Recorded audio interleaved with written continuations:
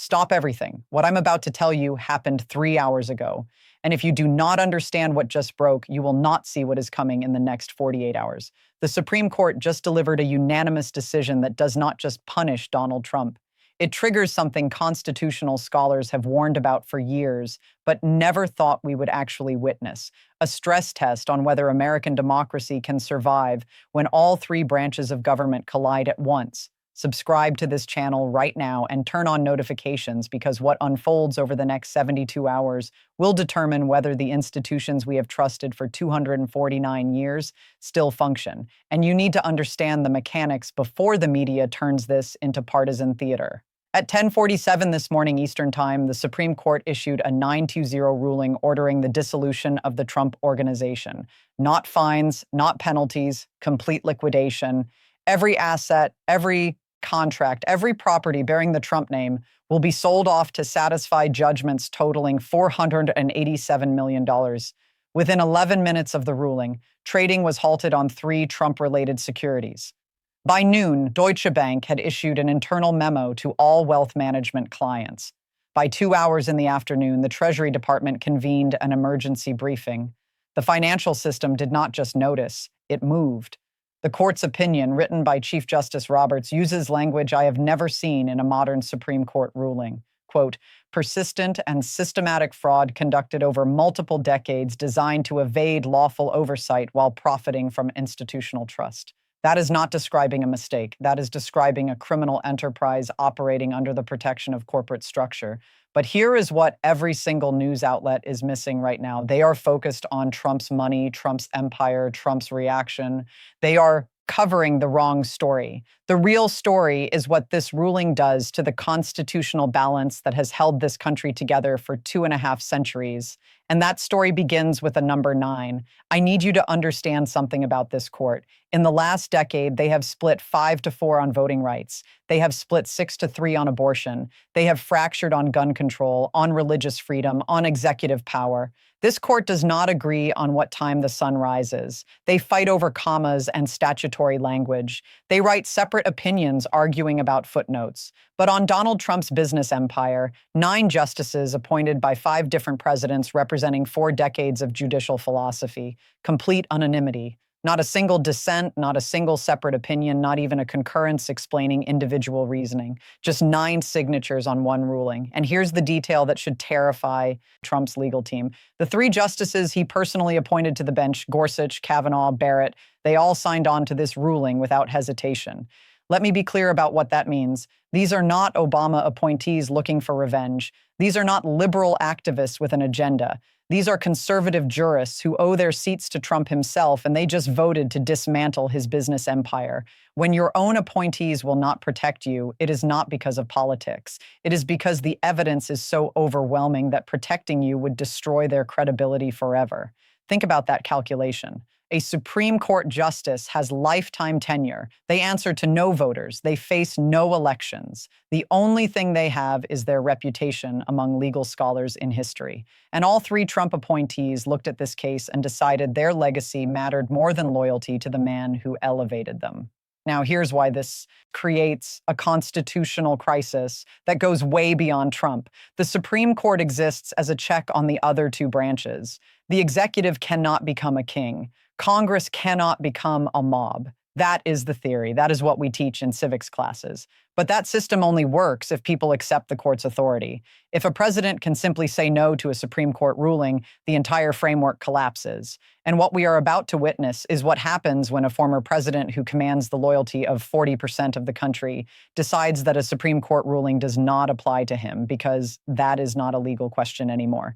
That is a legitimacy question. And legitimacy questions do not get resolved in courtrooms. They get resolved in the streets. They get resolved through confrontation between citizens who believe different institutions hold ultimate authority. The founders designed 3 co-equal branches precisely to prevent any one person from accumulating too much power. But they made one critical assumption. They assumed that people in positions of authority would ultimately submit to the rule of law. They assumed that losing in court meant accepting the loss and moving forward. They never anticipated someone with enough political power to convince millions of Americans that the court itself is illegitimate. and we are already seeing the first warning signs. At 1:43 this afternoon, Trump posted on Truth Social, "Not just disagreement, not just anger," he wrote, and I am quoting directly, "This illegitimate court has no authority over me or my property. I will not comply." Read that again. I will not comply. A former president of the United States openly defying a Supreme Court order. In American history, that has happened exactly once before. And I will tell you that story in a moment because the parallel is chilling. But first, I need you to do something. Hit that like button right now if you are beginning to see where this is headed. Because the algorithm decides whether this analysis reaches people before the next domino falls, and the next domino is already tipping.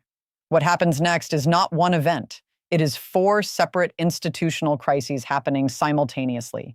Each one feeds the others, and if just one of them breaks wrong, we enter territory this country has never navigated, while holding a peaceful election. I'm calling them the 4 dominoes, and right now all 4 are standing, but the first one is already swaying. Domino 1 enforcement crisis. The Supreme Court has no army, no police force, no enforcement mechanism of its own. When they issue a ruling, they depend entirely on other branches to carry it out. The court can declare what the law is, but they cannot make anyone follow it. That power belongs to the executive branch. So if Trump refuses to comply, someone has to make him. That means the Department of Justice has to act. That means the FBI has to execute court orders. That means federal marshals have to seize property. And if Trump directs his supporters to physically obstruct that process, what happens? Do federal agents use force against American citizens protecting a former president? Do they back down and let the court's authority collapse? There is no good answer here. Every option leads to catastrophe. Force creates martyrs and triggers escalation. Backing down destroys institutional credibility permanently. We are trapped between 2 versions of failure. And here's what makes it worse. The people tasked with enforcement are not abstract forces. They are individual FBI agents, individual marshals, individual Justice Department lawyers, and every single one of them knows that the decision they make will define their career and possibly their safety. Do you think they have not seen what happened to election workers who certified results Trump disputed? Do you think they do not know about the threats, the harassment, the danger? Domino 2, Republican fracture. The Republican Party is about to split in half, and I can prove it because I have seen the polling that has not been released yet. A Republican consulting firm, I cannot name them, but they work for Senate leadership, conducted emergency surveys in 7 swing states within 2 hours of the ruling. The question was simple. Do you support Trump defying the Supreme Court?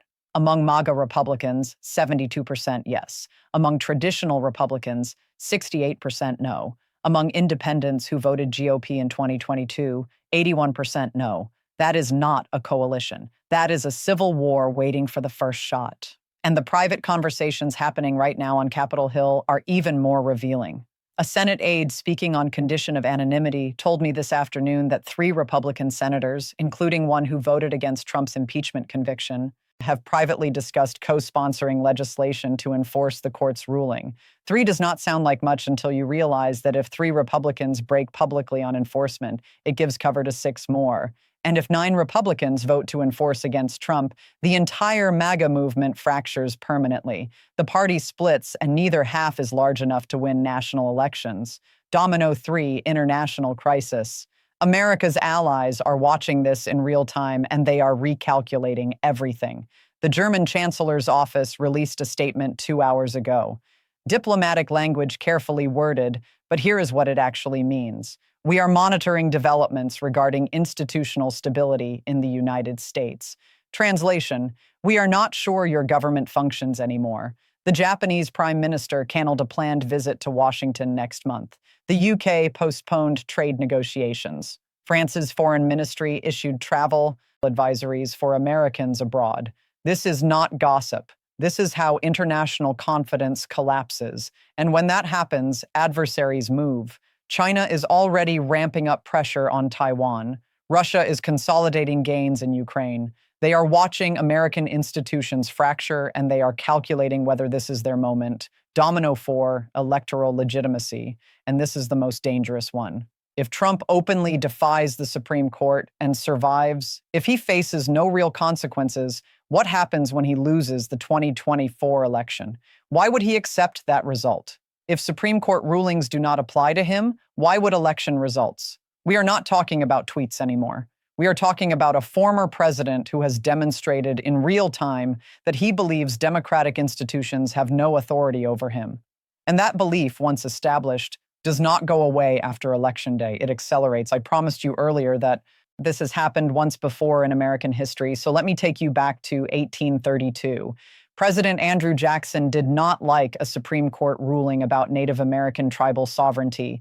The court said Georgia could not enforce certain laws on Cherokee land. Chief Justice John Marshall wrote the opinion. It was clear. It was unanimous. It was the law of the land. Jackson's response became infamous. John Marshall has made his decision. Now let him enforce it.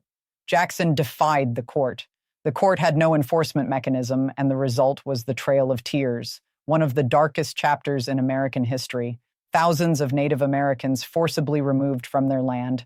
Thousands died on the March West, a genocide enabled by presidential defiance of judicial authority. But here is what most people do not know about that moment. It was not the defiance itself that broke the system. It was what came after, because once Jackson proved the court could be ignored, every future crisis of presidential power became more dangerous. The institutional rot that started in 1832 contributed directly to the Civil War 3 decades later. When you teach a generation of leaders that Supreme Court rulings are optional, you create the conditions for secession, for states deciding federal law does not apply to them, for the collapse of shared institutional authority. But there is a critical difference between 1832 and today, and it makes our situation more dangerous, not less. Andrew Jackson had the full support of his party and most of the country. Trump does not. The Republican Party is splitting. Half the country opposes him actively. Jackson did not face immediate legal consequences. Trump does. Multiple criminal trials, multiple jurisdictions, all accelerating. And Jackson was not running for re-election while defying the court.